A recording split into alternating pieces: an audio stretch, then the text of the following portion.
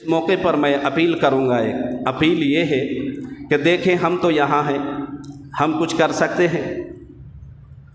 ये इस्लामी मुल्क भी नहीं है, ना ही आप यहाँ हाव हुल्ला कर सकते हैं, ना मोबाइल में तरह तरह के पोस्ट कर सकते हैं। ये हमाकत और बेवकूफ़ी वाली बात है, ये सब कुछ करना भी नहीं है। खुसूसन मोबाइल चलाने वाले नौजवानों से कहूँगा, ऐसा करना भी नहीं है।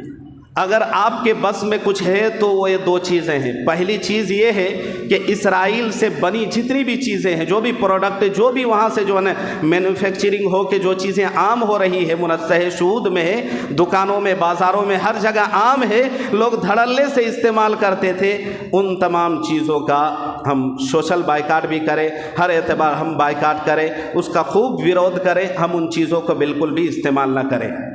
अब सवाल ये पैदा होगा कि मुट्ठी भर लोग, कुछ आदमी अगर इस पर अमल कर लें तो उससे उसका क्या बाल बाका होगा, ये जहन में बात आ सकती है। तो इस मौके पर इसका जवाब देते हुए मुझे याद आता है यूसुफ अलैहिस्सलाम का वो वाक़या, जब यूसुफ अलैहिस्सलाम को भाइयों ने कुएं में डाल दिया और पता नहीं चल रहा था, और कुएं से निकाल कर मिस्र के बाज़ार में बेचा गया, तो मिस्र के बाज़ार में यूसुफ अलैहिस्सलाम के हुस्न की बोली लग रही थी। बड़े बड़े खरीदार आए थे, बड़े बड़े मालदार, तो उस मालदारों की लाइन लगी हुई थी। वहाँ एक बुढ़िया गट्ठर लेके, गठरी जिसको बोलते हैं,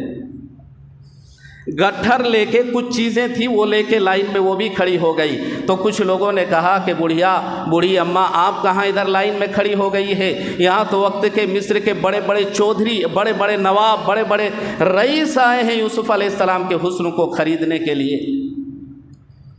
तो उन्होंने कहा था कि मुझे भी पता है कि मैं यूसुफ अलैहिस्सलाम को ख़रीद नहीं सकती हूँ, लेकिन कल क़यामत के दिन मैदान महशर में जब गिनती होगी ख़रीदने वालों की, तो मुझ गरीब बुढ़िया का भी नाम आ जाएगा, इसलिए मैं खड़ी हो गई हूँ, वरना मुझे नहीं पता। मैं वास्ता देता हूँ इसलिए कि मुझे भी पता है कि हम लोगों के बाइकाट से बहुत कुछ नहीं होगा, लेकिन ये तो कह सकते हैं कि जब हम मुसलमानों का खून बहाया जा रहा था, मुसलमानों के क़िबला अव्वल मस्जिद हराम, मस्जिद अक्सा की हुर्मती की जा रही थी, उस ज़मीन को गस्ब किया जा रहा था, अल्लाह हमारे हाथ में कुछ नहीं था, उन दुश्मनों की चीज़ों का हमने बायकाट किया था। इतना अगर कहेंगे, हो सकता है इसी के सदके अल्लाह हमारा बेड़ा पार लगा दे।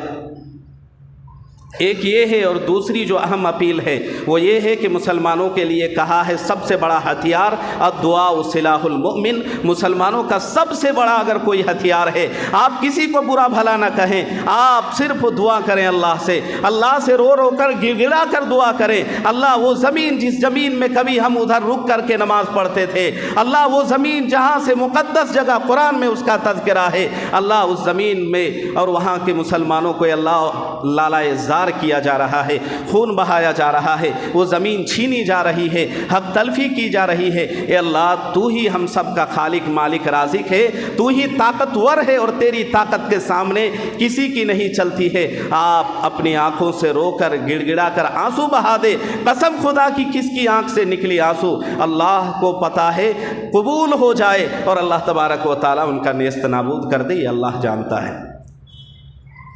इसलिए मोबाइल में इधर उधर इन खबरों को फॉरवर्ड करने, इसको उसको शेयर करने, ज़्यादा बकलोलगिरी करने के बजाय आप ये तो जो अहम अपील की गई आप ये करें और खुराफात से बचें। और मैं कहूँगा कि ज़्यादा से ज़्यादा नमाज़ पढ़ें, अब के लिए नहीं, हमेशा के लिए, और गुनाह से बचें और फिर देखें अल्लाह ताला कैसे इंशाअल्लाह सुनेंगे। अल्लाह तबारक व तआला ज़ुबान से जो बात कहलवाई है तमाम बातों पर खूब अमल की तौफीक दे।